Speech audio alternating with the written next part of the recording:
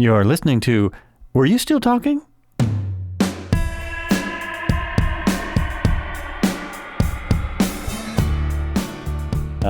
Hey, welcome back. This is Were You Still Talking? I just yelled in the microphone already.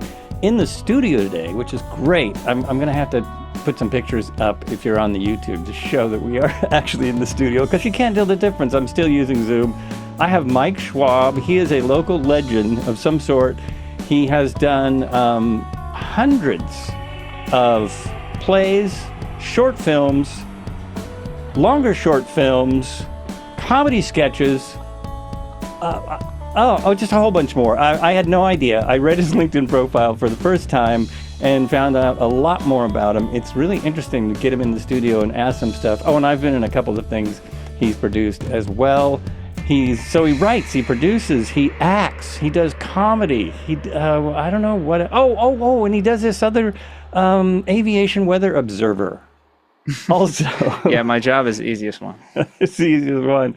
Welcome to the podcast. Thanks for coming in. It's great to be here. Thanks for having me. We've been kind of thinking about doing this for a while. Back and forth, and you're finally here. So the first thing I do, flight simulator. I don't know if you know that, but I do like a Twitch stream on Flight Sim. Oh, okay. So I have never really heard of a weather observer. It's a pretty chill job. Yeah. I mean, it depends on where you're at. I mean, depending on the kind of weather you have. Mm-hmm. I kind of fell into it. I mean, I've always liked meteorology as a kid. I lived in the central part of the country where there's a lot more active weather. Right. My dad was in the military, and we lived in the Dakotas, Wyoming. Went to college in Colorado, and out there the weather is exciting. You know, it's like you got snowstorms, you got supercell thunderstorms, you got everything. Right. And so as a kid, I liked science in general, and being among that, it interested me. And so I wasn't sure what to do for college, but I knew I liked science and meteorology, so I went to Colorado. University of Northern Colorado. That's where the meteorology program was. It was interesting. That's for sure. Fascinating stuff. And I toyed with the idea of trying to do broadcast meteorology, but I set that to the side. And then I was thinking about doing a graduate program, and I went to this professor at the University of Nevada. That's where I was at the time, and she was like, hey, they need somebody at the airport to do weather observation. And it was like good pay, pretty chill. And so I was like, okay, I could do part-time work where it's, it's chilling, but it's also, we got to report every hour what the weather conditions are. And if there's interesting weather going on, we report special observations. So it's like, if there's visibility is changing significantly or cloud conditions are different, then we got to send out these special observations. But there's quite a bit of downtime. Oh, is it? Yeah. And so it's been great for somebody like me who likes to create things. Right. And so I've been able to use that downtime to write and edit. It's kind of silly. It's like you're on the clock and you're making a movie. I'll get back to the weather in a minute, but when you guys need me right now, just I got to write the script right now. And so I started at the Reno airport with aviation weather. I moved down to Southern California. I actually taught at a science camp. It was a cool place called Astro Camp up near Palm Springs. There's a big mountain. I don't know if you've been to Palm Springs, but I have. I've been up the tramway. The tramway. Yeah, that scared the bejesus out of me. I don't know why. It's an awesome trail, though. It is awesome. It's amazing, and the history of it. Yeah. It's an impressive mountain, Mount San Jacinto. Mm-hmm. The vertical gain is like 10,000 feet. It's one of the biggest prominences. Is what they call it, the prominence of a mountain from the base to the top in the continental U.S. I mean, right? Because Palm Springs is 900 feet above sea level, and this thing's 10 grand, whatever. I think it's 8,000 feet from to the tramway, but the top of the mountain. To is the top of the mountain, yeah. And so there's a cool little town up there called Idlewild. It's a little mountain town, yeah. 6,000, about 6,000 feet. Great science camp, Astro Camp. It's part of a bigger organization called Guided Discoveries. They have these great marine science camps out at Catalina Island. They've got a new Astro Camp that in the East Coast now, but so these kids would come up, a lot of these LA kids. So these LA kids were like not used to seeing stars, right? Oh, so right, like all this, right. they're not used to nature, not stars. They go up in the mountains and like, whoa, like this night sky is a thing. Like, this is amazing. So it was really satisfying to get them excited about astronomy. We'd go on these night hikes, and I had this cool laser pointer. You've probably seen those, like you can point out constellations, whatever. Sometimes that was the most exciting for the kids. Like I go through all this cool stuff out, like this constellation and this and that. You got any questions, kids? Yeah, where'd you get that laser pointer? Of course. Like that's what you got from that. So yeah, I taught there, and then I got a job at LAX. I was trying to do something else, and that aviation weather observation came up again. I was like, well, I do need to kind of like do something new. It gives me a chance to like get moving a little bit. So I worked at LAX, which is comedy, like doing weather at LAX. It's like people are like, really? You serious, bro? Like, well, now look, I lived in LA, so I know most of the time it seems like there's no weather, but when the weather comes, it can get it can be nuts. Yeah. Yeah. I lived there through fires and floods and all kinds of things. But generally, observing weather in LA not a lot is to like, do. yeah, clear again. But yeah, we were at the coast there, so there was like low clouds, marine clouds would come in, and we have to deal with that. Or of course, there are heavier rainstorms that come in the winter.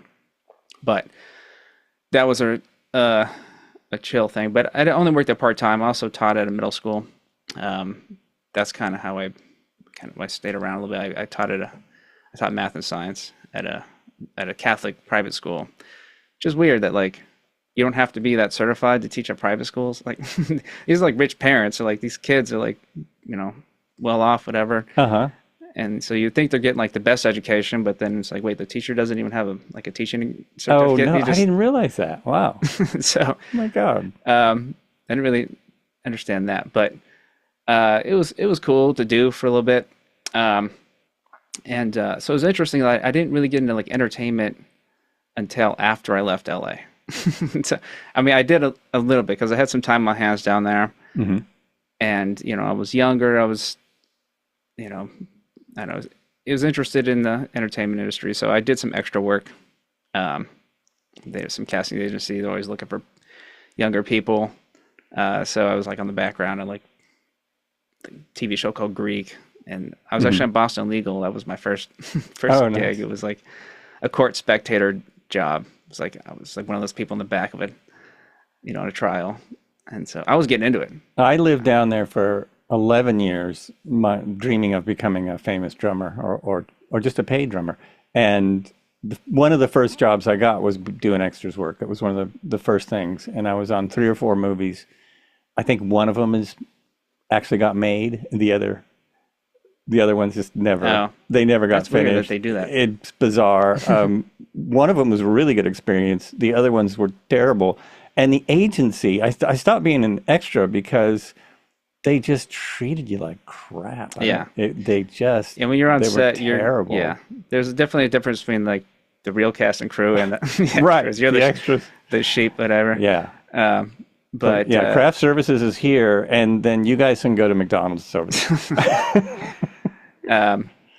But it was interesting, but they were long days. Like I definitely was like, oh, this is cool for like 2 hours. Then like by hour 10 or 12, I was like, can I get out of here? Yeah.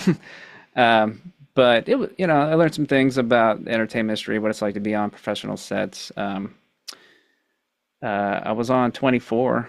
That was the only SAG card I got. It was like I knew somebody who had fire trucks that Hollywood used. I guess there was only like 2 people in the LA area that had fire trucks that they would. Really? Wow. So they would call this guy up sometimes. Like, hey, we need a fire truck. You know anybody who wants to pretend to be a firefighter? He's like, all right, I got like 4 guys. And so I was just like in the background, like watering down, And so, yeah, I got a SAG card from that. I was kind of surprised, or a SAG voucher. I think it's 3 vouchers and you get a card or something. But so I did a little bit of that, and then but I was like, I don't want to live here anymore. This isn't really my thing. And like Southern California is not. I mean, I lived there as a kid, and then I lived there later, and it's like I got to get out of here. And so it's funny. I was thinking about a kind of place I wanted to live. Like I was like, I wanted to be like a smaller place, but not too small. I want like more nature. Like being in LA, it's like too much concrete and stuff. Right. But it's like I want a place that's like interesting. That's like got some sports because I like sports. I like art. I'm in hippie culture a little bit. It's kind of fun. And so I went to Santa Barbara, and I was like, yeah, I could do this. Though it's not that easy just to do Santa Barbara really, but that kind of like feel to it, I guess. But this job was offered to me in Eugene. It's like, oh, I'd heard about Eugene. Oh, awesome. So you got a job offer to come up here. Yeah. That's how you can. Oh, nice. So nice. It was funny. Like the kind of town I was thinking in my head that I wanted to go to was basically this town. Even though like I didn't know, I knew somebody who lived here, and I'd been to the Northwest a little bit. And that was part of the appeal to it, was to go someplace different. And that I knew was cool. Like the Northwest is pretty exciting. And so when this job was offered to me, it was kind of funny. It was like, is this fate or something? Because this was kind of exactly what I was thinking about, but I didn't really like think Eugene. Right. The funny thing, no one thinks Eugene. Yeah. But the funny thing is, I thought it would be like a little temporary thing. It's like, oh, this would be a cool place to hang out for a couple of years, kind of get my life going a little bit, 17 years later, I'm still here. Wow. So like it's like one thing has led to another. It's kind of kept me around, and then I kind of got used to this lifestyle, like this semi-retired lifestyle that I live. My expenses are pretty low, so I'm able to do it. It's it's been great for like develop myself in creative ways, because I was always interested in making stuff. I didn't really make a whole lot till I like after college, but was always interesting to me. I always liked comedy. So like as a kid, I always found myself writing jokes, like doing presentations in school. It was my chance to like make it funny, whatever. Like not to be the class clown necessarily, just to like, that's just what I enjoyed. I was like, making comedic things was just kind of came to me. So I saw an advertisement for a stand-up comedy class. I don't know if you know who Leanne Jashaway is. I don't. Yeah, she's a great person around here. She used to teach stand-up comedy through Lane. It was like one of those like night classes, like those enrichment classes. She's done so much around here. She hosted this charity stand-up comedy competition called The Laugh Off. Oh, I think I remember for that. like 25 years or something. Oh, wow. Yeah. And she does the improv group at Bleep and Funny, Out of Our Minds Improv. That's what it's called. She's like hosts that. But yeah, so I took the class with her and had a great time. And then I ended up taking it several times, even though it was like supposed to be like a one-time and graduation thing. Like I repeated it. So did you do stand-up? Did you like do stand-up in clubs or anything? A little bit. A little bit. Yeah, it's a different thing between a class and a club. That's for sure. Yes, it is. Well, it's the same with acting. Yeah, it's more supportive and acting. Right, acting classes. All okay, you're doing great. Just make this little thing, and then you go to an audition, and it's like, yeah, okay, see you.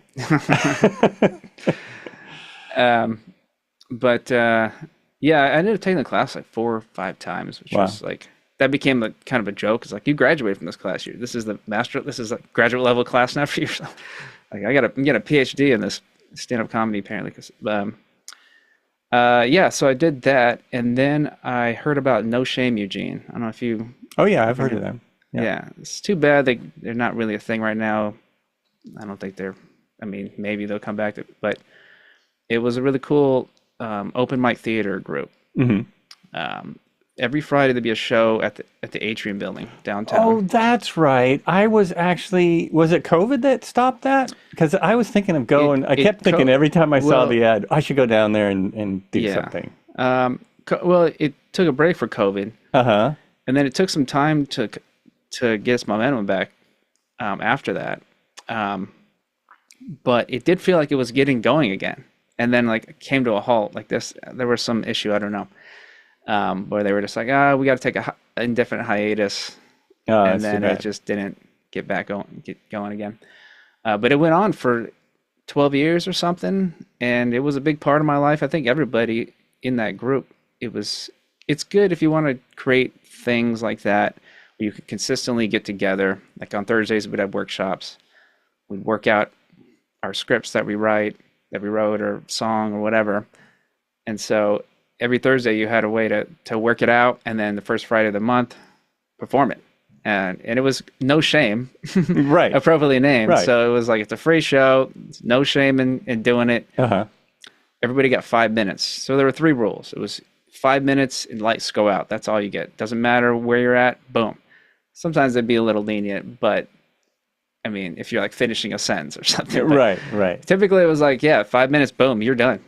And it had to be original. So that was one of the cool things about it, is you couldn't just go read somebody else's monologue or sing a song. You had to do, at least it had to be like your own interpretation of it or something. But so there was all stuff that we created. And so I did a little stand up there, and then I started to get into comedy sketches because I just had an interest in writing little short comedies. And so I think my first one was a Santa. It was a Christmas piece, 2009. It was a joke about Santa and Mrs. Claus getting a divorce. I think that was the title of it. Santa and Mrs. Claus get a divorce. And so it was, it was totally R-rated. Like, so the thing about No Shame was like, there was a shark that played, and that after the shark was played, now it could be R-rated. So, and a lot of this stuff that we made was definitely R-rated. But that was a really fun piece. It was just supposed to be one thing, a 5-minute thing, like Mrs. Claus catches Santa, like cheating on her or whatever. And then he gets mad at her because she hasn't been treating him well. That's why he got into that. And then he's like, I'm out of here. Rudolph, let's get out of here. This woman, I'm done with this. And it was a really fun piece. And it was the first time I really like had a piece, like, you could tell the audience really loved it, whatever. I mean, it was pretty wild. But it was just supposed to be a one-time thing, but then we're like, okay, but kind of want to know what happens now. So it ended up being like this series.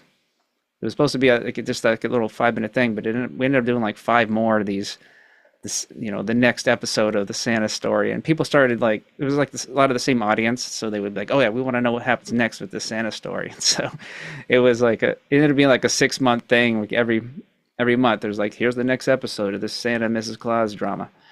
So that was a lot of fun. And then I ended up doing a lot of comedy sketches there, probably like 60. I ended up like over 10 years, like just cranking out these 5-minute things. That's a lot.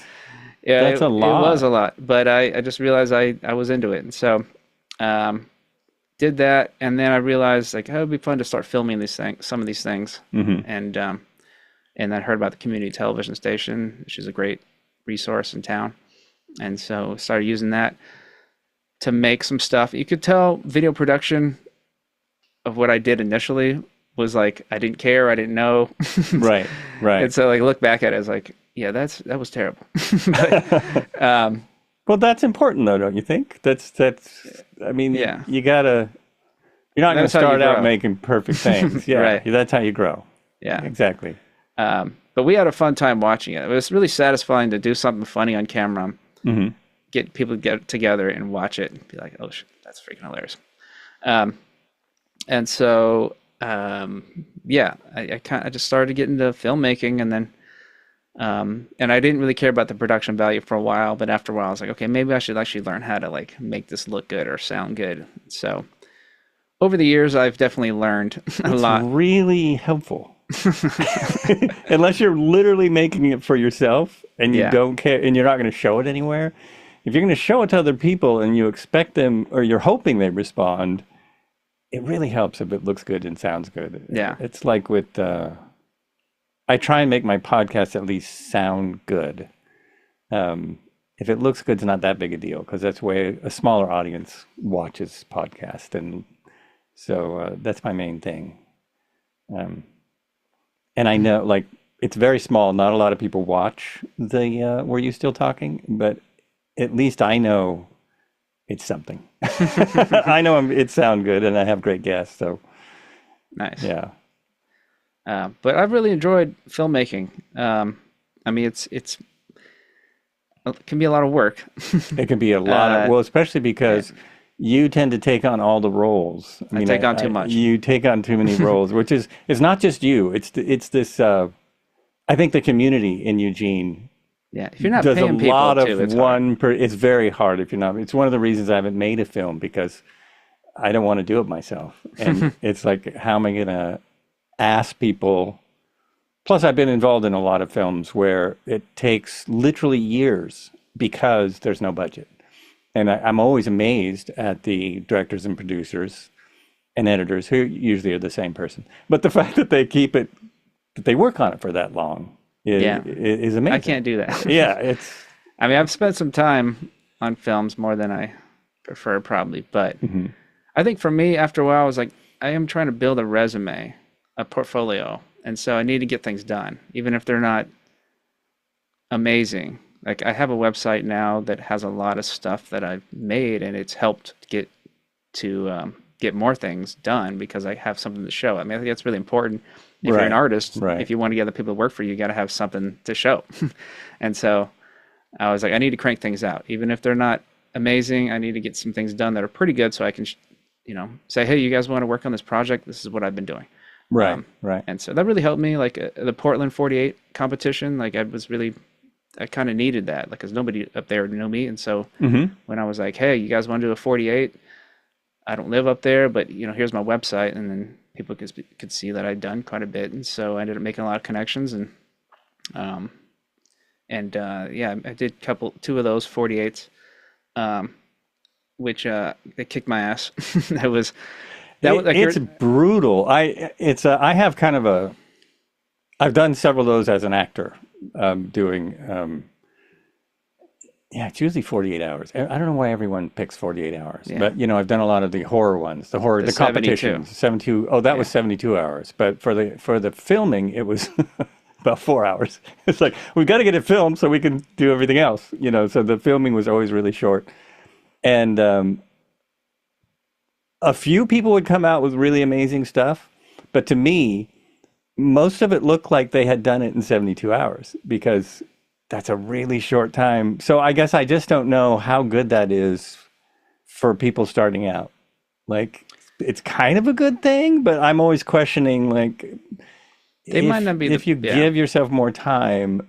I don't know. To me, it's reinforcing the whole Hollywood thing of we've got to work people, now 16 hours a day. The workday now in Hollywood is 16 hours. And there it's about money, but it's kind of reinforcing that thing of we've got to get everything done fast. Just as fast as we can. And so that's a hard thing to work within, I think.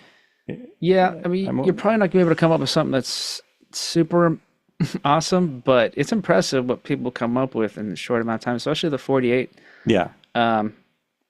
But the whole experience of it is fun. Like, you're getting people together, and you all go through that, like the screenings. Like the screenings here used to be more fun when it was just one screening. Everybody was there.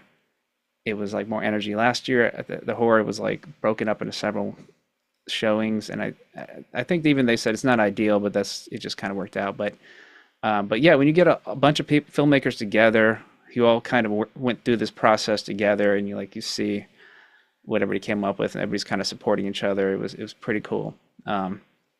But yeah, the 48s, like you were saying, me taking on too much. That's something I definitely learned, like especially up there. It's like not living there, so I had to like make all these like Zoom connections, like the cast and crew. I had to like meet all these people and like go through that and like work out the logistics, and then I did the writing, the directing, and the editing for both of these, which meant I was up till 4 a.m. both nights. Like the second time I did it, I was like, I'm not going to be up till 4 a.m. writing a script again. Sure enough. Sure, of course you 4 are. a.m. And then, directing all day, and then editing. It was like editing it until like 1 a.m. that night, and then editing all day the next day. And I was like, I don't want to look at a computer screen for for 2 weeks, or whatever. It's interesting because when I did the film competitions, I think maybe the first one was written after the first, they would meet and say what the sentence was you needed, and then everyone was going to go write their scripts. That first time, I think that actually happened, but the other couple I was involved with, I won't say who it was, they wrote the scripts, over the Beforehand. year. And Oh, all you have to do is insert that line, yeah, and that's that's all they cheating. got to do. It is, but yeah. Um, I think what I did, which I think a lot of people do, is just come up with some general ideas what you might want to do. Hmm. Um, but you really need to include those elements in there solidly. Like if it just feels like you just threw that in there, I think the judges are like, that's not really the idea. You're supposed to like get the assignment and create a story around that stuff.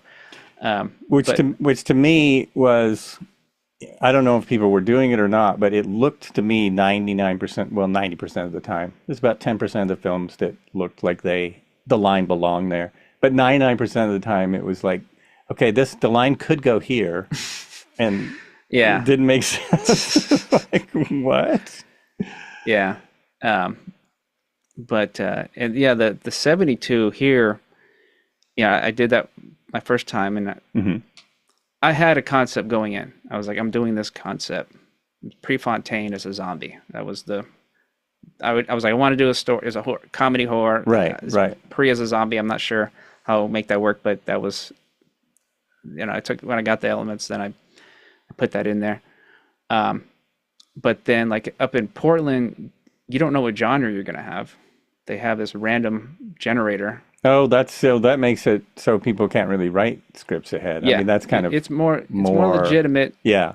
Even though sometimes you still feel like, yeah, these guys pretty much still were planning on doing that. I mean, Right. people admit it too, like, yeah, I really wanted to pretty much focus on this. But so there were 30 different possible genres. They randomly select two for you. You can use either one or both.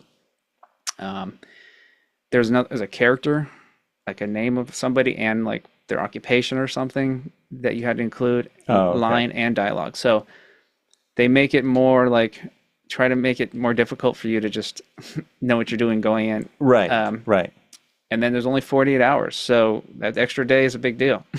It is a big deal. Yeah. And the time up there, they allow you to do, it has to be 4 minutes long, up to 8 minutes, I think.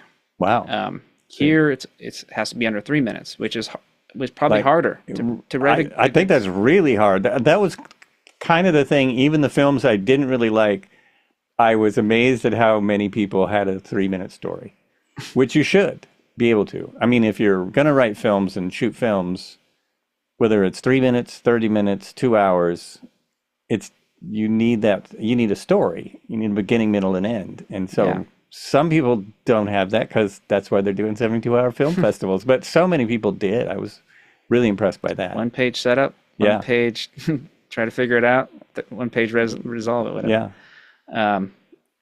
But yeah, so I've done several of those. I did, I think, 3 72s here and 2 48s. This year I did the 48, but I just acted. That's what I was like. I don't want to write direct anymore up there with that. So it was cool. I got to play this fun character, Corn Man. So one of our genres was superhero, which was a lot of fun. Okay. And we Right. had to have an ear of corn. So I was like, Corn Man. That's a sweet superhero. Like, Uh-huh. and there's talk of like expanding that character. It's like, we want to see that series. We want to see him out saving the world, Corn Man. Uh-huh. Like, how does he, like, what's he do with corn to like resolve conflicts, whatever. But I had this like ridiculous wig. I was all yellow. Like I was Corn Man, and it had this. The director is a friend of mine. He was funny. The corn basically spoke to me. Apparently, like it would tell me the future of like I had this interaction with Albert the ear of corn. Apparently his name was Albert, and so I was like talking, Albert, what's going to happen? And so yeah, apparently Albert could predict the future. But yeah, it was a fun little thing we did, and who knows if it's going to develop into a series, the next big YouTube series, Corn Man. So out of all the stuff that you do, whether it's plays or movies or Is there anything you really like best as far as writing, editing, acting, producing? Um, like best, I don't know. The whole everything has its pros and has its good things about it. Hmm. I guess I like coming up with things, the discovery. I think, I mean, any sort of art like that. I think there's exciting to think about. Okay, have some general idea, and then find something that you're excited about. I mean, that's with jokes too. You know, like if you're writing like stand up, there's really something satisfying about, hey, okay, I think there's something here, and you start rolling it around your head or writing it down, whatever, and you're like, oh, that's sweet, like that. So that moment of, I guess it's like how we have a desire to go find things, right? I think that's hide and seek or whatever. Like as your kid, you want to go find things, and Oh, so right, right. discovering something, but and that's I think that's what gets me really excited about coming up with a script is to have some general idea and then go find things that I really like. And yeah, when you're like, oh, that's a sweet thing to include for that, or with editing too, you know, like Hmm. when you come up with an idea, like, oh, I could put this together, and then you see it, it's like that's really awesome. Like, and so um, I guess that's one of my favorite things. Um, and you know, acting is satisfying. You're expressing yourself. You're playing pretend. Um, and that you have those connections with people, that those, you know, your acting partner, you know, and you feel like you guys are really grooving together. Right. There's something about it. um, and you know, presenting, I mean, it's fun. You've been working on something, you're excited about presenting it to somebody. And so seeing it on screen somehow, I mean, it's great that we have the art house here, and you know, Edward, the guy who owns it, has been real helpful, real supportive of things I've done, because he's like, yeah, it's great to have local filmmakers doing stuff here. So we used to screen things at the Metro, which is awesome. But then once the art house, because it was the Bijou, right? Right. And then it Yeah. became the art house. And it still looks like the Bijou, but Yeah, what a cool place. yeah. Used to be a mortuary, right? Yeah, I used to go see Rocky Horror Picture Show there. So that was such a perfect place to see that film. I don't Yeah, know if that you've seems heard, about right. it was hilarious. What else did I see there that was like the perfect venue? Oh, Moulin Rouge. I went to see Moulin Rouge there, and I felt like I was sitting in the Moulin Rouge theater watching the movie. Right. Yeah, it's Yeah, such a cool theater. it is. But yeah, he's been real supportive, and you know, he gives me good deals, put on shows. Um, Putting on a show coming up October 12th, Oh yeah, yeah, yeah, yeah. a horror comedy. Um, so it's going to have some short films and some stand-up comedy. The Magician should be back. Games. I mean, I love all that stuff.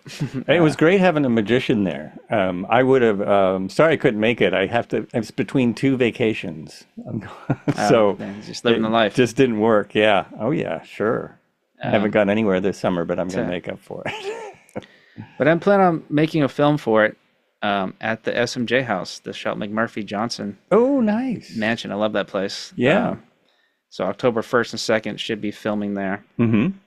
to present at the Didn't you show. already? Didn't you do something there before? Yeah. Yeah. Last year we did a Ghostbusters comedy, and then for Halloween, and then we did a Santa story for Christmas. I mean, both play. It's such a great place for both those holidays, for Right. Halloween and Right. Christmas. And the person running it is like real supportive of filmmaking. So she's like, yeah, please do film here, because it gives them more exposure, and you know, give them a little bit of cash, not a whole lot, but just because they could use more cash. Right. Right. But she gives me a good deal. But yeah, such an awesome place, the Shelton McMurphy Johnson house. Like, and that the history of the families, you know, that whole thing is interesting. And so that's what I was going for with this story that I'm working on. It's like it includes all the families that live there. It's like there's like a seance with these people. Like they got to like figure out this problem, and like so they need to like communicate with the dead of the family in order to solve this problem. So it's going to be pretty fun. And I wanted to tap into the history of it, and like, you know, connect the house with, you know, years past and whatnot. So I'm looking forward to that. So if you're listening to this and you have no idea what Eugene is and you've never heard of the Sheldon McMurphy House, it is a old Victorian that is been beautifully restored and is like a classic old piece of architecture in Eugene. It's very kind of Yeah, reminiscent of old 19th century Eugene. Yeah. Victorian. It was actually the setting for a famous movie with Jeff Daniels. I don't know if you know this, but No, I didn't. it was a movie called something Disaster in Time. Oh, Yeah, look it up. Like Jeff Daniels was filmed a good fun movie there.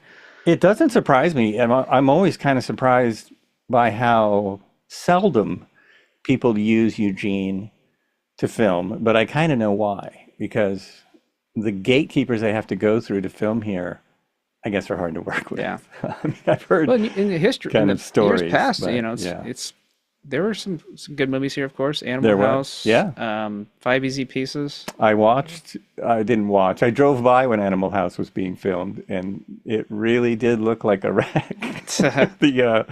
The house isn't there anymore, but the frat house where the Oh, yeah. animals lived, it was. I saw the set dressing, and the house next door was just totally covered in black. They were filming, I think.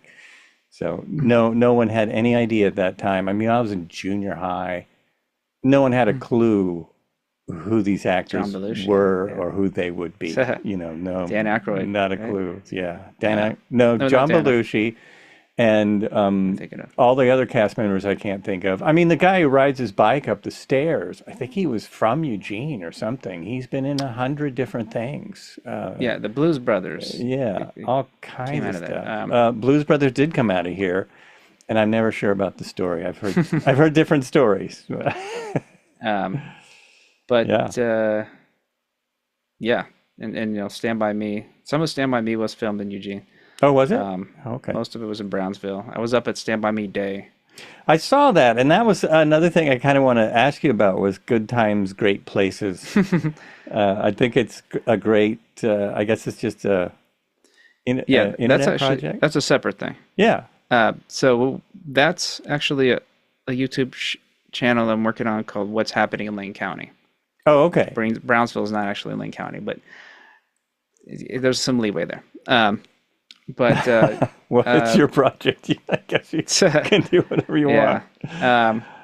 But that's a fun show that I've been working on, because Eugene, Lane County is such a special place, really. Like I've been so many places. I think people here don't necessarily realize that. I don't know. Realize that you've been so many places, or that there are so many places in the world. This is a really special kind of place. Yeah. In a lot of ways. And so there's no shortage of events and organizations to cover that are interesting. Right. And so that's what I've been trying to get more people to realize. Like, you know, we can actually build a really awesome community television show here because there's so much to work with. I've been getting some interest in, you know, Sophia Dumitru, sorry. She's been great. She's been my main co-host. Brandy McLaughlin has helped me a lot there. So we've been going out to these events and interviewing people and creating stories about them. So we are at Stand By Me Day. So every July in Brownsville, you know, the town of Brownsville, that was the biggest thing ever happened. You know, it's pretty wild. This like small little town was like a Hollywood set, like for, you know, big movie. But so they're like, yeah, let's embrace this. And so every July they have this big celebration. People come out. See, that's interesting because you say it was a Hollywood set for a big movie. Well, it wasn't a big movie until it came out. I mean, it's one of those. It's like Animal House. No one thought Animal House was going to do anything. Yeah. And they just blew up because they were awesome. Awesome movies, you know. Yeah, at the time, it wasn't. They had big names. I mean, people who became big names, at least. Rob Reiner. No one knew who those. Rob Reiner was little known. I mean, he was known in Hollywood. Yeah. It wasn't like you were going to use Rob Reiner to sell Stand By Me. Yeah. You know, and all those actors who are now, I mean, one of them went on to do Star Trek. So, but no one knew who any of those guys were. Yeah. And But yeah, I mean, it was a big cast. Eventually, like you're saying, they became, it was Kiefer Sutherland. Yeah. And yeah, other big names, But- Corey Feldman. Right. About forget half every of year. them became pretty big names. I think some of them were in Lord of the Rings. Yeah. Yeah. But the by Me Day was a lot of fun. And it was super fun to interview people because people were passionate. They came from all over because they're passionate about the movie. They wanted to see where it's filmed. And so just asking them like, so what were your favorite scenes in the movie? What were your favorite characters, favorite lines, this kind of thing. You could tell they really lit up. They had a lot to say. Like, yeah, like let's talk about it. So that was part of the fun is like interviewing these people, random people, interesting stories and connecting with their lives too. Like, was there a time when you were a kid that you guys went on some adventure you weren't supposed to be going on, that kind of thing? Or were you looking for a dead body when you were a kid? And so I really enjoy that, like those kind of conversations where you can tell people are excited about talking about it. And just like exploring the history of it being filmed there. So I think the show turned out well because we had a lot of fun things to work with. They had the pie eating competition because in the movie there's a blueberry pie eating contest. I don't know if you remember, but I didn't remember. It's been a long time since I saw the movie. Look back at it as well. Yeah. So it was filmed right there in the park. Puking was a big part of that. Right. Spoiler alert. Right. I didn't do the pie eating competition. I feel like maybe I should have. I needed like another shirt or something. Definitely. One guy was like, "Whatever, I'm going topless," but it was a big mess. But yeah, that was super fun to create that show. Great people, and there's a lot to work with. Another show I did similar this summer was Goonies Day. I went all the way to Astoria. That was not Lane County at all. But it was actually the 40th anniversary. Oh, right. That's what it was. I think I've never seen Goonies. What? Well, maybe I'm too old. I don't know what it is. I tried to watch it. You live in Oregon too. I live in Oregon, and it's Spielberg, huge fan, and actually all the people in that have done really good things. But I tried to watch it recently because it was the 40th anniversary, and it just seemed like a bunch of kids yelling at the top of their lungs. Wow, that's your review. That's my review of Goonies. Every scene, they're just screaming at each other, except for the older brother who is Mikey or the actor who plays the older brother. He was in a little film called No Country for Old Men. Oh yeah, I remember that guy. And anyway, well, yeah, I mean, as a kid, I always thought the Goonies was cool. I mean, it is cool. It's a fun adventure story, but I watched it recently to prepare myself for this day, and I had a hard time not like picking it apart a little bit. Just I'm like, really, would they have done that? Would they have said that? So somebody was like, "Give it a break, man." It's like basically for kids, like, but it's for kids and it's like a fantasy movie. I don't think they're supposed to be. Like, this got a little lazy with his writing, whatever. But yeah. But I mean, Goonies Day in Astoria is a great town. I love it. Oh, Astoria is awesome. And Goonies, was a big part of it. And Goonies Day is a lot of fun. Like it's the same kind of thing. People come from all over. They're excited about the movie, and so interviewing people on the street about it was super fun. Like the same kind of thing. Like, hey, what was your favorite scene? Like, oh, let me tell you about that scene. I love that scene. We also talked about if there was a sequel. Like, and so people had a fun time. I like to give people a chance to like come up with their own like creative ideas, and because at the end of the movie, the ship like sails away. Spoiler alert. The ship has like treasure on it, and it's like heading off into the ocean. They're just watching it. Like, aren't you guys? Is somebody gonna go get that? Like, like come on, let's get on a boat. That's worth like millions of dollars. And so like people are like, yeah, that's how the next movie should start, with them trying to get that. Right. Those gems, whatever. But yeah, we came up with a fun show on that. That's for sure. We saw one of the actors. They were like two bad brothers in the movie, and one of the guys that played one of the brothers showed up, which was pretty cool. The ones, so the evil lady is their mom. Yeah. And there's two. Yeah, well, the other one is not with us anymore. He was in Sopranos. Oh, okay. And he's not around anymore. We died in the Sopranos, and I think he died in real life. I'm forgetting that actor's name, but he's a really well-known actor. Done a lot of roles. But yeah, we were at the yeah. Goonies house, which is And super cool. Oh, yeah, sorry. it was a very nice house. Very cool Yeah. house. We were walking off, and then we saw a car come up, and we were like, "Isn't that the guy, the actor?" And he pops out. Of course, somebody's got their cell phones. Like, whoa, that's him. um, but yeah, definitely, Goonies Day happens every June. I think the release was on June 6th or so. And I would recommend checking it out sometime. It's a fun thing to do. It's worth, if you like the Goonies, it's worth checking out, but it's definitely worth checking out Astoria. I still am kind of shocked. I've only been there once. Yeah, great, cool town. It's amazing. I'm still surprised. I don't know why. I just never got over there because I always go to Florence or Newport, or I don't It's a quite lot get that easier. far I mean, north. Astoria's up there, yeah. It's up there. So we decided, okay, let's just go to Astoria, and went up through Portland, which is kind of faster. But it's an amazing spot, and I love sea lions, which these people in Astoria don't. I love the bridge there, and we went to the museum.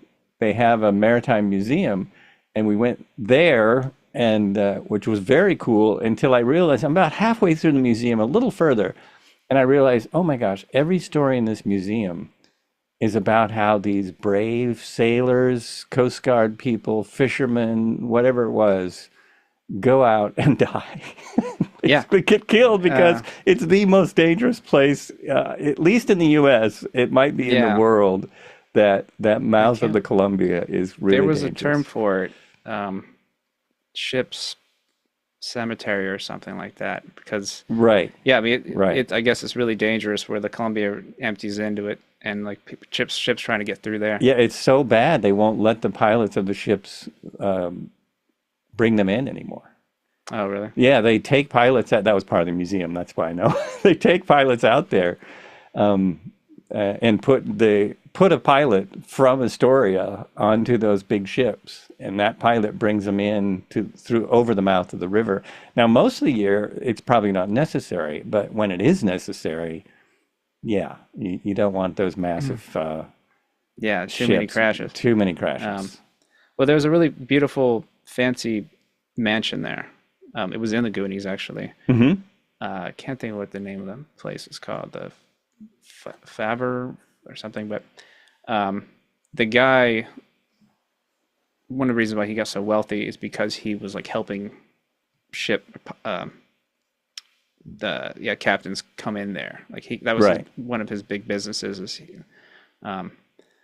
That's an amazing mansion too. Definitely check that out. But it's really cool that the jail is as a museum there. So in the Goonies, the first scene was in the jail. I don't know if you should check it out. But so it was initially a jail, then they shut it down. It was in the movie, and then years later, like, okay, let's turn this into the Oregon Film Museum.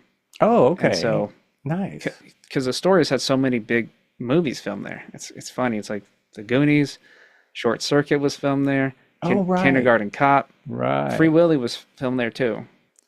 And so it's had all this rich history of Hollywood filmmaking. And so Oregon Film Museum, you go in the jail, and there's a lot of cool stuff. Like this is where that scene was shot, at the beginning of the Goonies.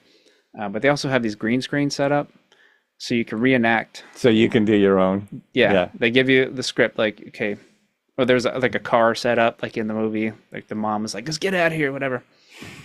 So you reenact that, and then there's some other parts, and then you see the little videos that send them to your email. So it's a lot of fun. Definitely check out the Oregon Film Museum if you're up there. What a cool place, and it's where Lewis and Clark and those guys ended their journey. So they have a whole historic site. They have a replica of the Fort Clatsop there. That's something else I kind of learned recently. I don't know if it's when I went to Astoria or at some point I was reading. I was all the way along the Columbia. There's museums about Lewis and Clark, and I didn't realize that yes, they discovered a way to get across, but there was tons of business here. Astoria was already there, and there were ships going up and down the coast of Oregon and California. What's now Oregon, California, Washington. There were ships trading with native fur tribes trade. up and down there, and with trappers and fur trade, all that stuff. That all was there. It's not like they went, oh, look at this. They went, oh, We okay, discovered it here's all. how we get here. Yeah. Here's a way to get here, which I never realized until Yeah. kind of recently. I didn't realize that there were so many people in their group. 'Cause you always hear Lewis and Clark. For years, I thought it was just two dudes. Just two guys and cruising, a native and then like, wait a guide. second, there was like 20 other guys with them, whatever. There was more than that. They Yeah. lost, I think, half. Yeah. I think they lost half their people, which is amazing that they lived. Because Yeah, I mean, what a journey. And they had, I guess one of the hardest parts was getting over the mountains, like near Montana. They had, I think, some native tribe kind of like help them. There was some big pass. But, like, imagine like being on boats and have to like cross this big mountain pass back then. So there's a cool video at the historic park, Fort Classic, that talks about their journey. And then they got out there, and it was like cold, wet. Like Astoria has a pretty intense winter, and so I think they said it rained most days, and they were like, "Let's get the heck out of here. This is terrible." But it's definitely a neat place to check out. And I think even on the Columbia, they lost some people getting just from the Hood River area to Astoria because they took canoes. I mean, there was spots where they couldn't, but they had to take them out and go around. But they took canoes most of the way from Hood River to what's now Hood River, all to Astoria, and I think they ended up losing some people doing that because it was hard, a hard way to travel. Yeah. These days a little easier. It's a little easier. But when the weather's good. Okay, so then you also do Good Times, Great Places, which is just your basic travel journal. Yeah. Which is awesome. It's fun watching 'cause, that. I mean, I love you watch it. You a little bit. Well, I clicked the like button. Yeah, I mean, I guess my life, I realized that I really like creating things and I really like adventuring. Mm-hmm. And so I've had a lot of downtime. I've had availability to do this stuff. And so it started in COVID times when I'm sitting around looking for something to do. I was like, I want to create something. I want to go see something. So after a while, when, and I was able to travel, I was like, all right, I'll just go out by myself and like go some cool place and learn about it and then make a show about it. So, I really enjoy it because I'd done a lot of traveling as a kid, going to like national parks, and I actually worked in Yosemite for 3 summers, and I worked at Denali National Park for a summer up in Alaska. So I always liked national parks and mountains and stuff, but I never really like dove into like how these mountains are formed and geology and whatnot. And so, I like science, and so once I started the show, I really started learning about, okay, this is how these mountains are formed, or and so I gained new appreciation for these places once I kind of dove into it. And I never really did geology. Like I did meteorology, but we didn't type into that very much. But I realized the geology is amazing. Like the things that people figured out, like they're like they're detectives, right? I think of them as Earth detectives. Like after all this scientific research, they're like, okay, this is how these rocks are formed. This is how old they are. It's like, well, that's pretty wild. And then you look at mountains differently once you start getting some insight. Like, oh, this is how this mountain was formed. Interesting. But my first show was actually North Cascades National Park, which they say has some of the most complicated geology. It actually says that the scientists are basically, we're not really sure because it's so complicated. But they had some good ideas about how a lot of stuff was formed. I definitely recommend going to the park at some point. The thing about the park that it's cool, but it's also tough, is that it's not accessible. There's only one road that goes through the park. Is that west of Seattle? That's Olympic National Park. Oh, okay. North Cascades is northeast of Seattle. But it's a long park. It goes from Canada quite a ways down. There's only one road that you go through, so you can get just like a little taste of it. Mm-hmm. But there are a ton of glaciated peaks in that park, and the only way to see it is by plane, foot, or boat. Oh, wow. There's like a big lake there. People will boat into the park deep. But there's a video at the visitor center that gives you an idea of the park, and it's amazing. It's how many big peaks there are. I think it's the most glaciated place in the lower 48, like 300 glaciers or something. Wow. But yeah, so I had a great time learning about all that stuff, and I put together a show. I used CTV as the green screen to like put together some graphics that now I'm like, yeah, I could have done better. It's all the process. You're like, how to make things look better. Yeah. I didn't know, but I got the point across. Actually, I think that's the most viewed. A couple of the clips from that show got the most views of all the things the Good Times, Great Places. But yeah, I really enjoyed diving into these things, the geology, the history. I talked about the weather of these places. And so it's been like a more in-depth experience. And it gave me something to work on. That's kind of one of my main things. I wanted something interesting to work on. But I've done a lot of cool episodes with that. I went to Zion, made a fun show down there. Zion, amazing geology. That whole area, Colorado Plateau. I didn't really know much. I mean, I'd heard, Southern Utah, cool place, but like that whole region, Southern Utah, Northern Arizona, Southwest Colorado, Northwest New Mexico, it's all part of the Colorado Plateau. The Four Corners. So Colorado River comes through there. Yeah, and it's amazing. Just a magical place. It really is. It's probably the coolest area, at least geologically speaking, maybe on the planet, but definitely in the continent. I mean, there's so many interesting, beautiful things there. So yeah, Zion, Bryce, it's Grand Escalante, Canyonlands, Moab, or Arches National Park, of course the Grand Canyon.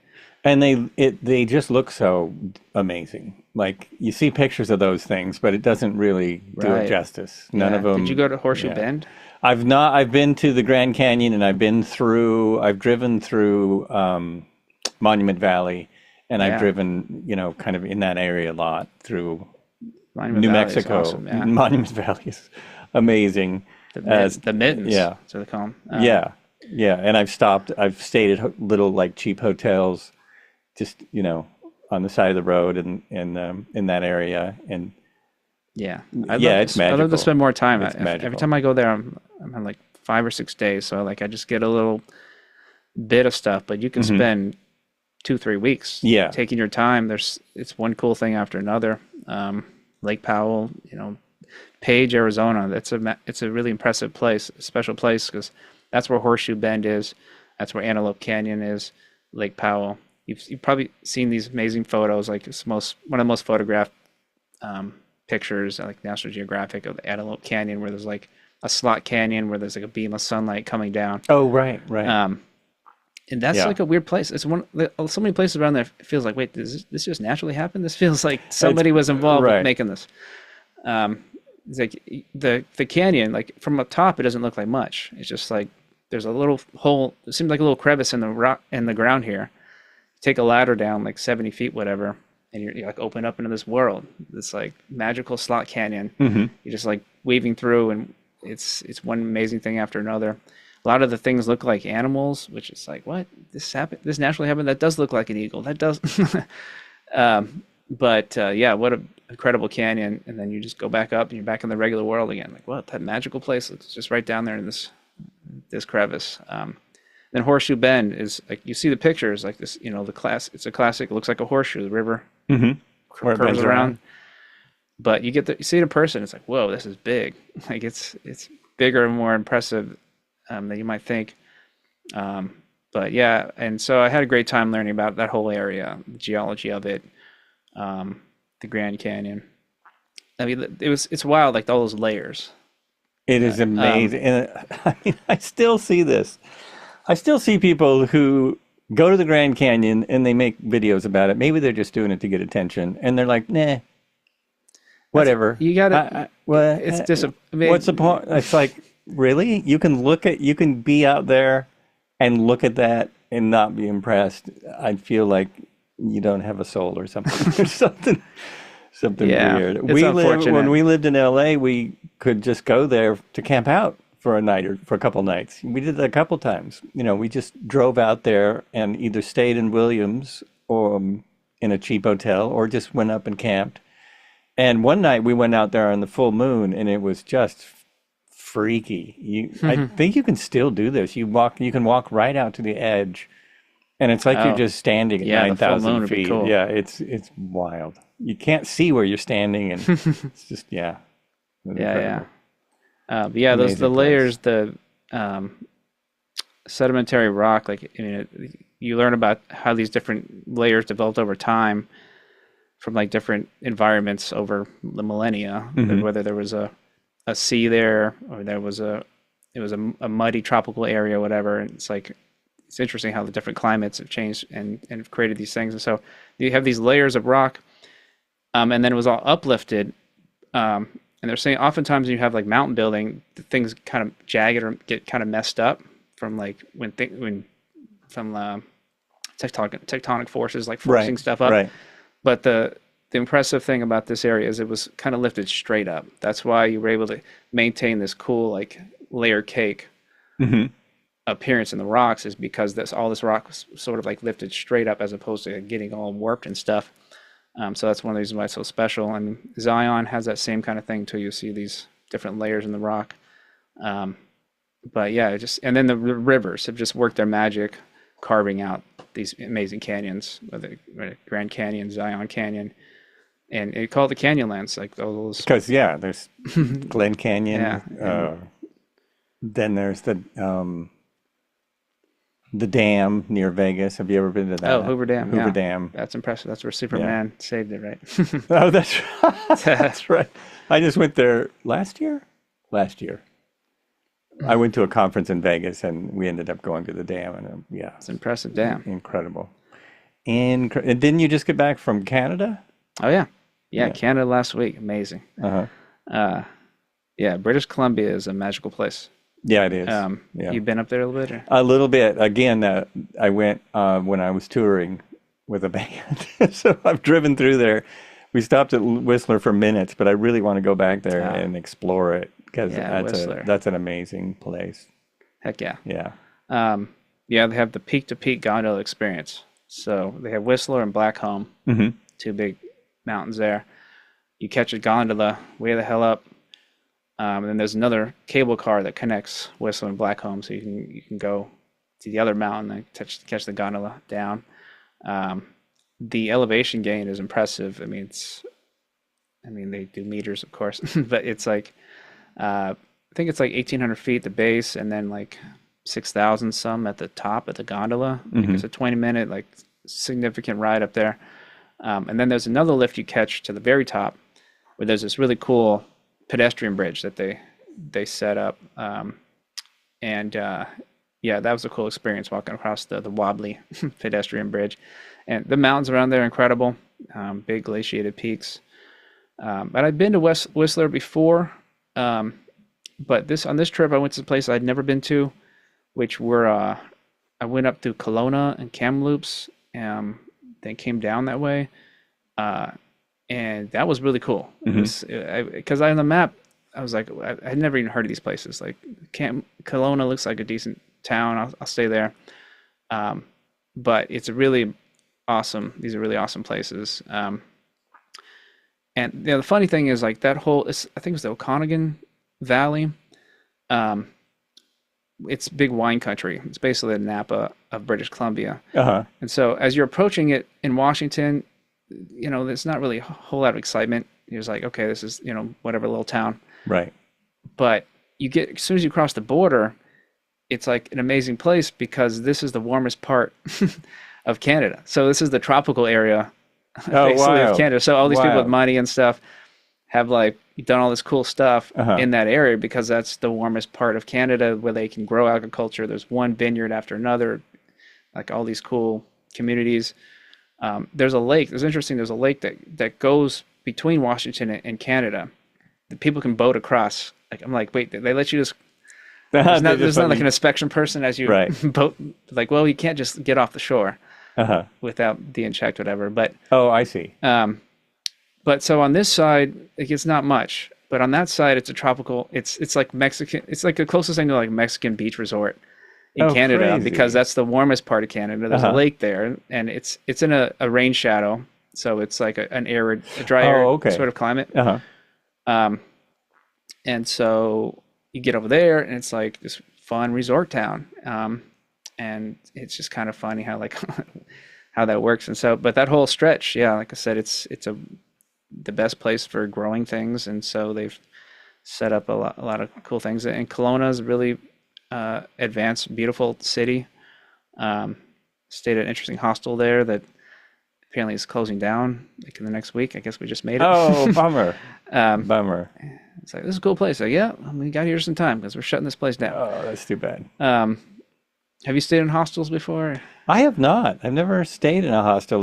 I've stayed, everywhere from nice hotels more recently. Now that I'm older, I stay in nice hotels to the side of the road. But I've slept in my car, more than once when Heidi and I used to go from LA to here because my family was up here. So we used to drive up here at least once a year. And there were times when we would just pull over and sleep in parking lots instead of get a hotel. Yeah. Yeah. I mean, hosteling isn't for everybody, but I like it. It feels more like a community. Right. It seems like a really good way to go. Yeah, I mean, if you don't really need things to be super sanitary, Right. like you're sharing a shower with randoms, and you're sleeping next to random, I mean, like top bunk of like some random person. Usually it's cool though. You just have random conversations, people from all over, especially up there. It's part of cool things about going to Canada is like it's very international. So well, and that's the thing. I think the idea of hostels is bigger in other countries, and so it's not such a big thing to be near a stranger. You save a lot of money that way. Yeah. But yeah, I've met some cool people that way. We camped out. Camping was great. So it was a mixture of camping and hosteling. Beautiful places. Did a lot of swimming. It was plenty warm. Oh, really? Surprisingly, Really? how warm it is in British Columbia sometimes. Wow. Because the coldest lake I ever swam in was in Canada. As a little kid, we went to visit some friends. So I think it must have been on Nanaimo Island. And they took us to this lake knowing it was freezing cold. And it was just above freezing, I guess. Wow, it's a get in, get out. It literally was. And everyone was jumping in and screaming when they got out. And yeah, so that's all you did is jump in. And I think I'm proud of myself that I jumped in. Because I was like the last one. I'm the youngest. So I was like the last one to go. You went for it. I went for it, yeah. Yeah. It's a cool experience, though, getting in really cold water just briefly, just to be like, whoa, just to that's see intense. see what that's like, yeah. Yeah. We had that at North Cascades. There's a beautiful lake called Diablo Lake. Like the highlight of the ride, the drive through there. Glaciated water, amazing. But it was super cold. And it was definitely, I'm in, oh, I'm good, I'm out.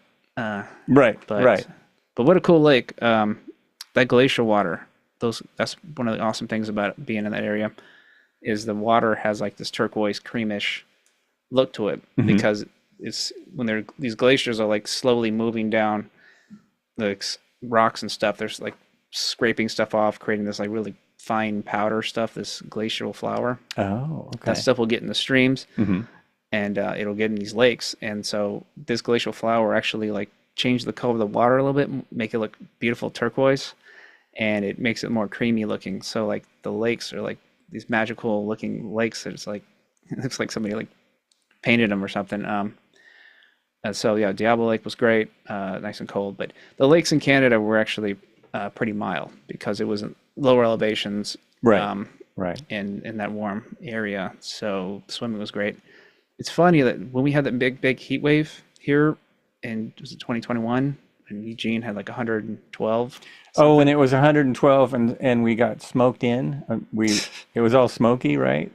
Wasn't that when the fires were? And no, this couldn't was, open the windows. That was 2020. We That had was the nasty 2020. fires, Okay, so we had everything. the Pacific Northwest had like the biggest heat wave of all time for us. Oh, It hit 112 in Eugene, which we actually had it easy wow. compared to like Salem and Portland. I Uh-huh. think Salem was like 117. I think Portland was like right up in there. And a town in British Columbia, Lytton, British Columbia, hit 121 degrees. Oh my So God. it's comedy like 121 in Canada is like hotter than almost all the states I've ever received. Yeah, that's I mean, crazy. Phoenix, I think their highest temperature ever was like 124 or something. I think that's actually the year that we decided to get these heat pumps, which this is the only room in the house that doesn't have one. That's why you're getting so warm. But we got a heat pump after that summer. I think that's what tipped well, also eWeb helped us out. Our power company helped us out a bunch.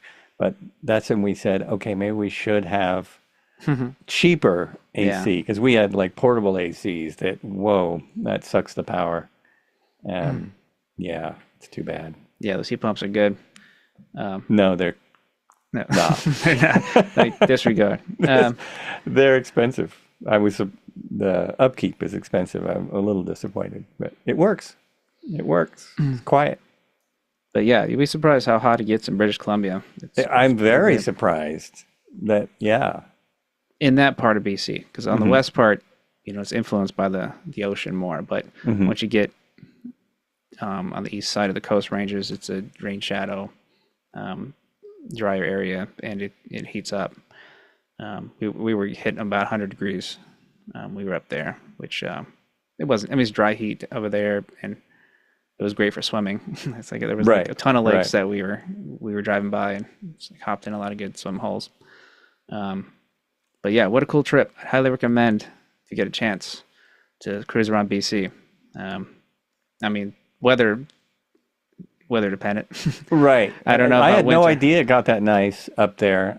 The winter is not, I mean, it depends. You see more wildlife in winter in a lot of these places because there's not as many people around. So if you want to go wildlife viewing, Yeah. a lot of times winter's the best. Like the wolves in Yellowstone, well, you can't go in there in the winter, but at the beginning and end of the season, I guess the wolves are more active. If you can see them more. That'd be sweet to see a wolf. I had a friend who did Atlas of Yellowstone. He's at U of O, or was, he's now retired. But so I learned a little about Yellowstone. Yellowstone's a magical place. Yellowstone's amazing. And they're now, I think they're on their third Atlas of Yellowstone, at least the second.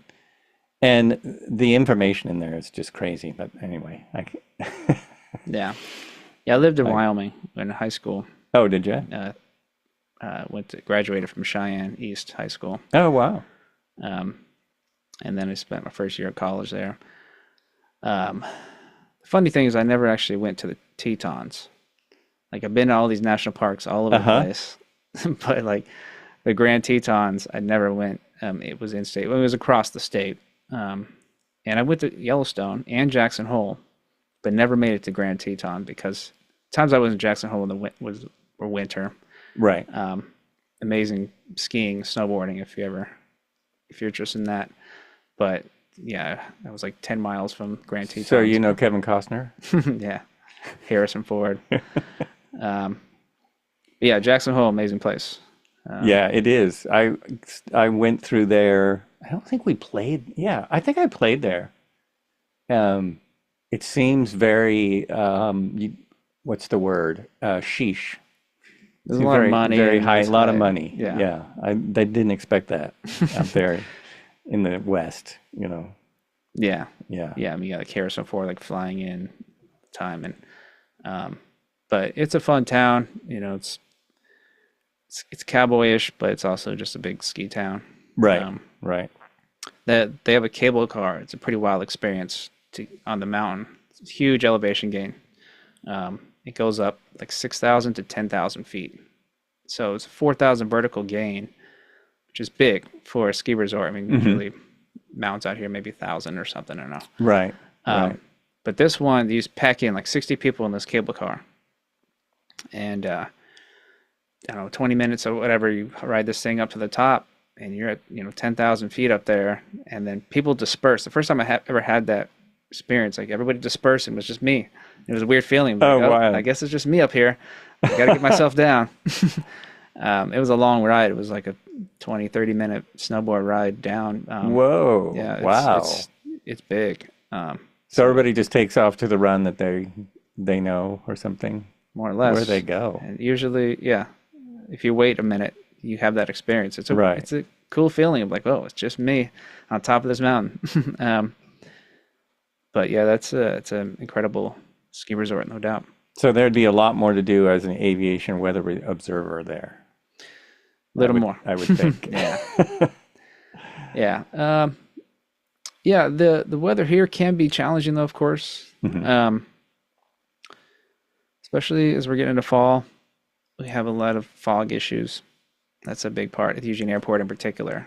Like, Right. I feel like it's more foggy out there. They put the airport in like the foggiest place, and They did. I'm Eugene. amazed sometimes when I see, occasionally I'll see that the airport's closed, and I'm like, what the? Why is the airport? Oh, fog. It's fogged in. There's, Yeah. this will be clear. It'll be clear here. You have no idea. yeah, It doesn't happen often, but it's always kind of a surprise yeah, when the yeah. It airport's gets some closed. dense fog out there. Yeah. It's pretty common to have a quarter-mile viz in the mornings in the fall time, eighth of a mile sometimes. And then, yeah, low ceilings. We have low ceilings out there. Have that a lot. Um, Yeah. yeah, so there's VFR and IFR. I'm sure you know about.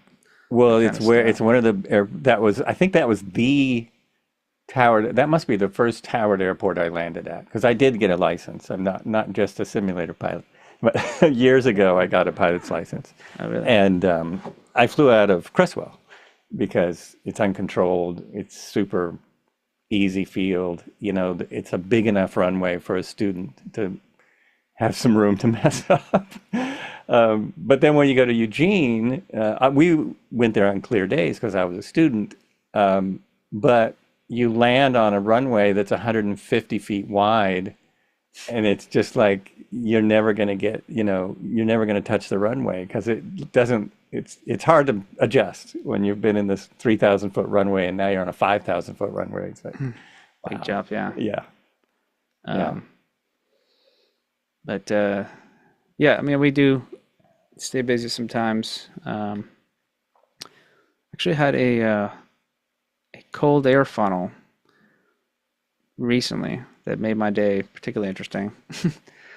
So it's people. It looks like it's sort of a tornado, but it's if you have a good amount of cold air aloft, like it doesn't even have to be in a thunderstorm necessarily, but so like it caught me off guard because it wasn't a thunderstorm around, but this long funnel was like hanging right over the airport.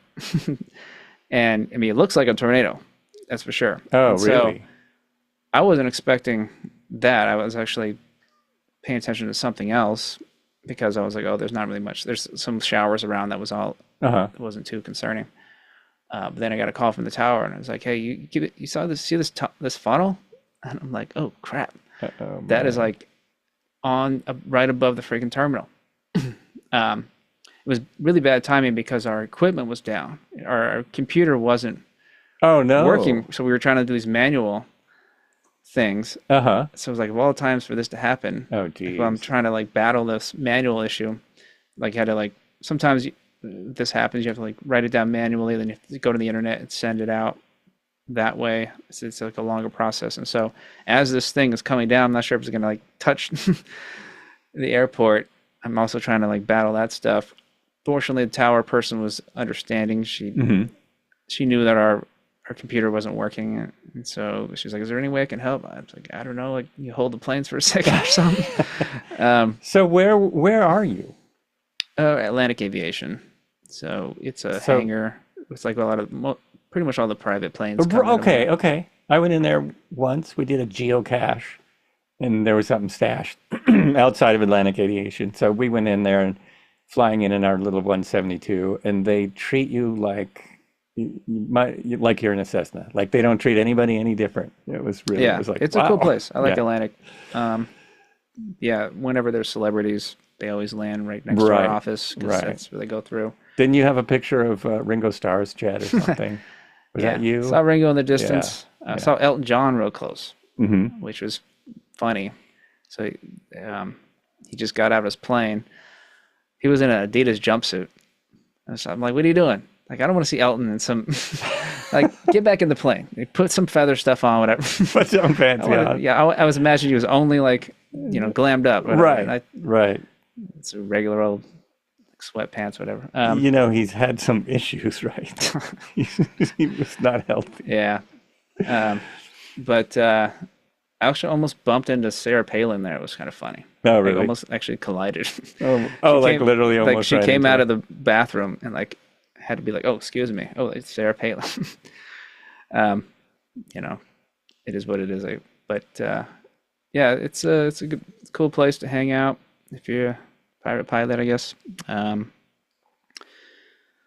to think anything else at the airport.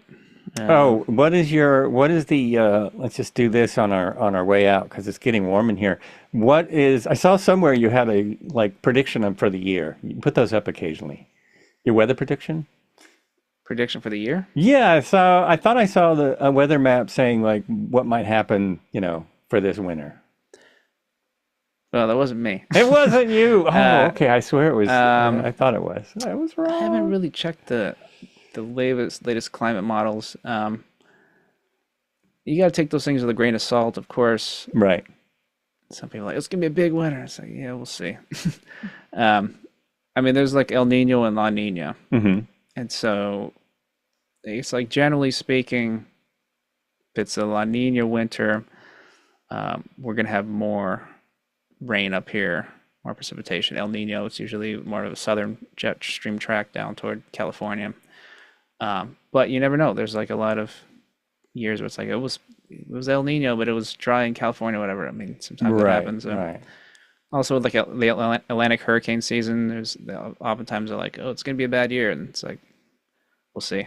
I mean, there's definitely increased chances, but it's been a weak Atlantic year. I mean, there were definitely some storms that just stayed off the coast. Like, that's one of the things if you don't hear about, if they don't come on any big mainland. Well, we watch corporate news, and they sure made a big deal about. I think it was a week ago that they had it was a massive hurricane. The one that in the Atlantic it was out in the ocean. It curved away, but they had a lot of reporting on it just because I think they needed something to talk about. But it did make a difference. I mean, they closed beaches because of the rip currents. Yeah. It was kind of funny that the track, it almost looked like it saw the U.S. and was like, I'm just going to ride. I'm just going to go. Pretty much went right along the coast and just move off here. Well, it was interesting because a couple of people put up models of it over the West Coast. Like this is how big it is. And they showed the storm over the West Coast and it was like, wow. It took up 4 states or something. Yeah, it was huge, but it didn't affect us that much. Well, unless, of course, you're a ship pilot, unless you're someone who does shipping, and you're going across the Atlantic in a massive ship, it probably wasn't fun. Deal. Yeah, a cruise boat probably wasn't fun. What else? I think there's a decent chance of development of a new storm. I think that the latest was saying that. So to keep an eye out for that one out in the Atlantic. But yeah, the hurricane. I mean, hurricanes are interesting, that's for sure. We made a funny little show that was an educational thing, like what we did with the nucleus. There's Big Trouble in Little Nucleus. Right. We did one called The Hobbit and the Hurricane. Oh yeah, I remember that. Yeah, I saw that. Yeah. So that was a fun thing where teaching people about hurricanes with that Hobbit character, who apparently had the ability to move storms, with his magical chemistry. Right. Chemistry plus magic. He could control the storms, and so that was his whole goal, to move this storm away from Charleston. But hurricanes are fascinating. The eyes of hurricanes, especially you see those images of like those hurricane hunters, like flying through the eye. You've seen that, right? Like the Oh big yeah, stadium effect. Like yeah. like how cool would that be in the eye like that? Like whoa, this thing's It amazing. would really be amazing. The flight there and back would be a little bumpy, but yeah, it would be incredible to fly into the eye Yeah, of a hurricane. the first person who That would did be that. nuts. It's like, you sure you want to go in there? Yeah, exactly. Um, but yeah, hurricanes are cool. I mean, supercell thunderstorms. I fascinating. That's I do miss that. So, like in the middle of the country, I mean, the United States has probably the best severe weather. If you're interested in checking it out, I mean, people do fly in from the UK and stuff to like go storm chasing, and Oh, really? I um, didn't know that. Because we have ha- so much flat area out there. it's just the perfect ingredients out there Hmm. between the Gulf of Mexico, the high moisture values come up, um, and then you have like springtime and in the fall sometimes too. These cold air mass will be a clash of air masses, basically warm, moist with cold air, cold fronts coming through.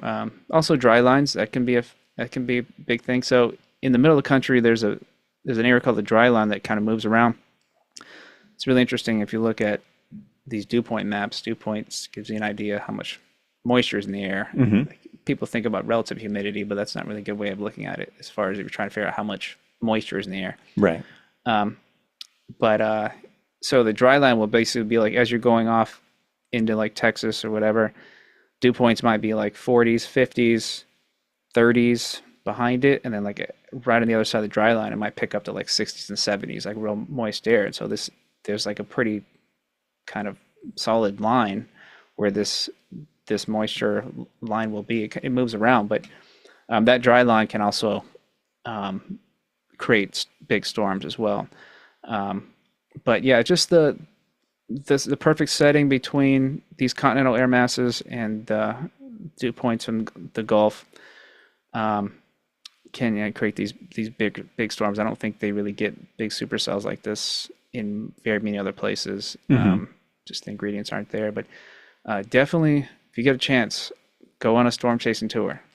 It would I mean, be that's a that would be pretty amazing. When I was a little kid, I can't remember. I don't think I was even in first grade. We lived in Havre, Montana. You know where that oh is? yeah. You do? I figured you would. Yeah, there's Yeah. cells out there. You get big storms out there. Yeah, we would sit on we had a wraparound porch. It was an older house, and it was, it was a little bit like a southern house. It had a big wraparound porch because in the summer it's really hot and there's no air conditioning there at that time. So we would sit out there for entertainment and watch the Lightning lightning. storms. Yeah, Yeah, and it was the typical like you see in the movies. These big bolts of lightning coming down yeah. all at once It's and cool. just flat. You just wow, and you can hear them. You can hear the Yeah, nature's big fireworks. snap. Yeah, yeah, Um, it was incredible. yeah, see, that's interesting. You lived out there in the middle of Montana, but Yeah, we lived. Let's see, I lived in Hood River. That's where I started out, and then I think from there we might have moved to Eugene for my dad to finish school. Then we lived in North Bend where my dad built a house. Then we moved to Montana for some freaking reason. I don't know Havre, why. interesting. Havre, Montana. He got a job Right. at the college. There's actually a pretty decent Oh, college okay. there. And then we moved back to Eugene. I'm pretty sure yeah, we moved from Montana to Eugene. And I never really knew the story of like why. I always suspected it was something to do with some controversy with my dad or something. That's a big change to He- have our Montana from Eugene. uh, yeah, yeah, it was. My mom was very happy about it. I didn't know at the time, but I think I would rather grow up in the Eugene schools than Havre, Montana. It's isolated out Honestly, there. yeah. We lived in North Dakota when I was a kid. Because well, we moved in a lot of places. I was born in the Philippines. Oh Actually, yeah, I my saw dad that was in the in your Air Force. resume But somewhere. it's Philippines, South Carolina, South Dakota, North Dakota. Funny thing is, we went from Minot, North Dakota. They say, why not Minot? Freezing is the reason. Pretty isolated, flat, cold winters. Then we went we moved from there to Southern California. It was about as Wow. opposite Wow. as it could be to go Yeah. from Minot, North Dakota to Riverside, California, which Oh is my like gosh. a eastern suburb of LA. Hmm. And in hindsight, we were probably like, maybe we should have stayed in North Dakota. Yeah, it was like I definitely like difference could be climate, culture, everything, Everything. people. I moved to LA to try and, get into the music business. And we moved to San Bernardino, Yeah. which is the other Inland side. Empire. Yeah, it's exactly. Inland Empire. I lived there. Unfortunately, I broke up with my girlfriend, and I was out of there in about 5 minutes. I was like, San Bernardino's this is not LA. This is Nah. not what I was moving That's to. not exactly Hollywood. It's not the same. Moved to Culver City, and, big difference. Yeah. Big difference. That's a world away. That's a world away. I mean, in every way. You're right next to gangland, and then you're right next to Hollywood. And the ocean, It's just yeah. bizarre. And the ocean, and Muscle Beach, all that stuff. But it took, I was there at least 5 years. I think a good 5 years until I went, okay, this is cool. I could live here. Like, I Yeah. know people now. I have employment. I know people, and I know how to avoid other people. Yeah. Yeah, Um, it's a crazy place. but yeah, then we went back to South Dakota after that. Oh, wow. And that's where my parents, like I said, grew up in Custer, South Dakota. It's a little town in the Black Hills. Oh, yeah, I think I've been through there. Because we used to do the National Lampoon style vacations, We would get in the family truckster. I mean, literally, Yeah. we had a Ford station wagon. And we would go, one year we went to the Black Hills, and I actually... Yeah, Custer is a big spot to Yeah, stop by there. big stop. We stood on the Crazy Horse. the Oh, the sign? Custer's, what's it called? Little Bighorn. Oh. We went to Little Bighorn and stood on the hill and looked around and didn't know. We probably could have found stuff because people are still finding things up there. Yeah. Yeah. But the Black Hills it's a lot of fun to visit, that's for sure. Yeah. I mean, a lot of people don't really know. It's pretty I mean, interesting. if you're in that area, Black Hills are popular to travel to, but it's just a little island of cool stuff. Like, you think of South Dakota as a flat, kind of boring place, but you get to the Black Hills, like, whoa, this is like a beautiful little hilly area, all these lakes, rocks are cool, and there's like a ton of touristy type things.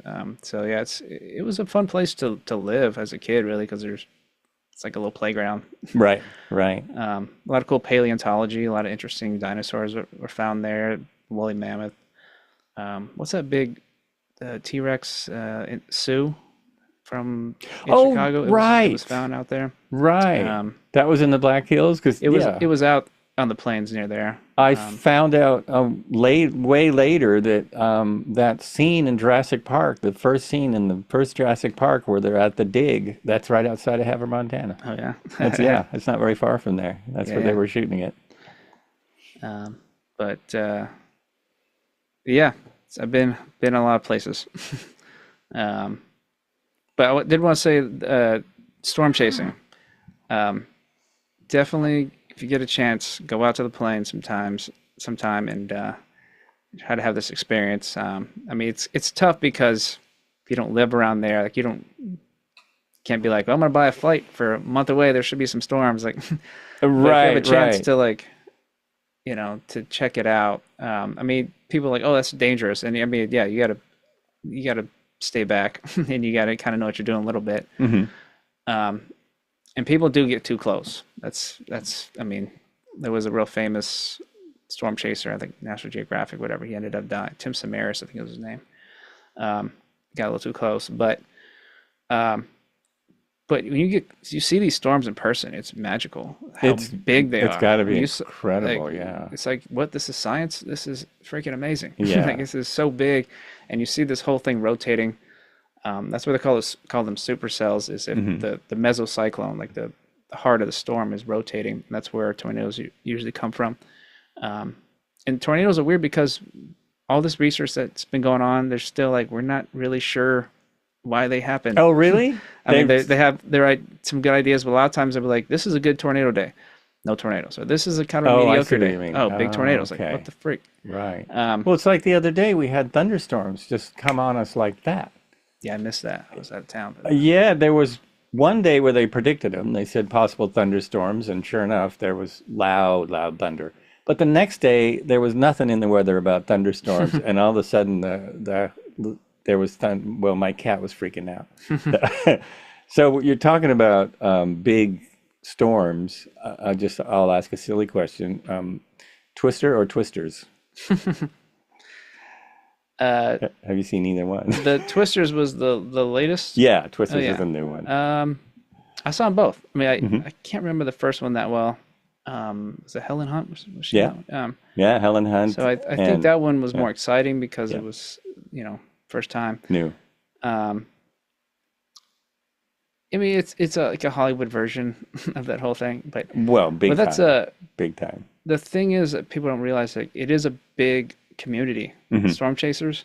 Like if you go on Facebook, and whatever. they did make that point, I guess. Yeah. It's more in the first one that it was. I mean, they made a bad guy up, but they did make the point that it's a bunch of. They all know each other, and they all do the thing. There's some of that. You're out in the middle of nowhere, right? And there'll be traffic jams. Wow! Like because some of the dirt storm road. chaser. All these people came from all over to try to chase these storms. You start seeing some of the same people. Like I remember we were out there in Nebraska or something at a A&W, whatever, and we're in Texas like wild. A few weeks later. Hey, that dude, same dude. It's like, yeah, we're out here chasing too. Wow. But I mean, it's a cool hobby. And there was a certain amount of like, there's the scientists. I think they're kind of like, I had a professor who used to call them the yahoos, the people out there. Like, they don't really know the science. They're just out there to see, which, whatever, it's a cool thing to see. But I mean, they can be a little rowdy. But if you know the science a little bit, it becomes a scientific hunt. It's part of the fun of it. It's like you look into the models and you have some idea of what it's going to look like for the day, and then you try to figure out where you should be. It's hard. Storm chasing is really hard because you just don't really. There's unpredictability on where good storms are going to pop up, and so that's all part of it. You're like, all right, so I think this is a good place to be, and these are big distances, so you got to like travel way out there. You're kind of committed to a certain zone, and there's a lot of factors that go into. Are you going to see if you see a supercell, that's a good day. See a tornado, that's an amazing day. They say like one of 7 chases, you'll see a tornor, and just like that's right. Like that's a lot of driving around. Yeah, 7 days. If you see a tornado on 1 of 7, you're doing pretty well. But yeah, so like not only you have to look at the science, the prediction, but also there's other factors like what's the road network like. Oh, right. So like certain parts of if you go toward the eastern part of the plains, you're getting more roads. Western, it's less. There's less roads. Also, visibility. Sometimes the air can be a little more hazy. You can't see stuff as well as you go toward the east. And terrain. So if you're out there as you get eastern Oklahoma, whatever those places, it starts to get hilly, so it's not as ideal. So if you're more like western Great Plains, eastern Colorado into there, that's the best spot. But so there's like a lot of factors that go into are you going to see a tornado? But the first time I saw a tornado, it was pretty incredible. Did you ever see one out there? Oh God, no. I've never even been in the area where there are tornadoes. Are there tornadoes? I mean, I've been in Texas, but not when there was in summer. Havre, you're out on the plains, right? I think Havre is it is on the plains, but I don't think there's ever been tornadoes out there. There's been tornadoes in LA. There's been tornadoes here. Yeah, little ones. Not in Eugene, but there was a tornado on the coast a couple of years ago. Do you remember that? There was a little, it was a water spout. Something like that. A water spout. But it's interesting because in both of those tornado twister movies, there is a factor of someone who can just feel it out, So it's like the scientists against the people who my gut feeling, whatever. My gut feeling. That's it. Yeah. But the first time I saw one, it was an emotional experience because you see things on video or pictures. It's not real, right? Until you see it in person. Right. And weather's kind of that way. I mean, they have to. You can't even see rain on camera. unless you light it. But, Yeah. you know, you can see rain really good if you're standing. I don't know. It's interesting. Yeah, it's hard to get a picture of Yeah. some things. Yeah. Totally. I mean, I got my first tornado was great because it was a good contrast is what you want too. So if like the background was dark, you know, heavy rain, and the tornado was white, so it was like this great contrast of white with black. But seeing this thing come down, like just watching it go down, like whoa, that's actually going down. Is it going to go all the way? And like Oh, yeah. it went all the way, and it was we kind of just were like looking at it like mesmerized, like whoa, there's science. This is just happening out here. This seems like Were you chasing it that, or Yeah, you were? we Okay, were. you were looking for it. we were in Nebraska, northeast Uh-huh. Nebraska. Saw this thing, and yeah, it kind of blew my mind. I was like, whoa, that's a real thing. And then I saw another one a couple months later, I mean, in Oklahoma. Yeah, there's a reason why people chase, because it's a really interesting thing to see. Like, I mean, these are legit tornadoes, like a little funnel maybe out here on the coast. It's interesting, but it's not like, whoa, that's like a powerful looking thing. But yeah, hopefully next spring I'd like to get back at it, but it is tough. Like I was saying, you can't really just plan for it. So did you have like a group that you would go with? Yeah. Like, yeah. People in college, Uh-huh. it's you know, weather students, it's a big deal. But that big hail out there too, that's a big concern when you're chasing. It's like I'm trying to get close enough to see this thing, but I got to make sure I'm out of the hail. Yeah, hail out there can be legit. You could have a good times, great tornadoes. Yeah, another YouTube channel. Sorry. Yeah. But yeah, I guess that's it for that. Well, listen, we should wrap it up. We've been talking a while. I have no idea if anyone will listen to this, but probably, because people know who Mike Schwab is. I'm going to say thanks for listening. This has been another episode of Were You Still Talking? This is Joel Albrecht, and you've been listening to Mike Schwab. As you heard, he has a lot of cool stuff going on. You can see him on Facebook. You can see him on YouTube. You can see him Instagram, right? You're on Instagram. Are you on TikTok?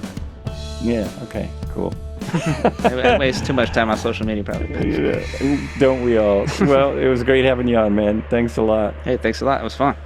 And as we always say here, be good to yourself and be good to each other. And see you next time.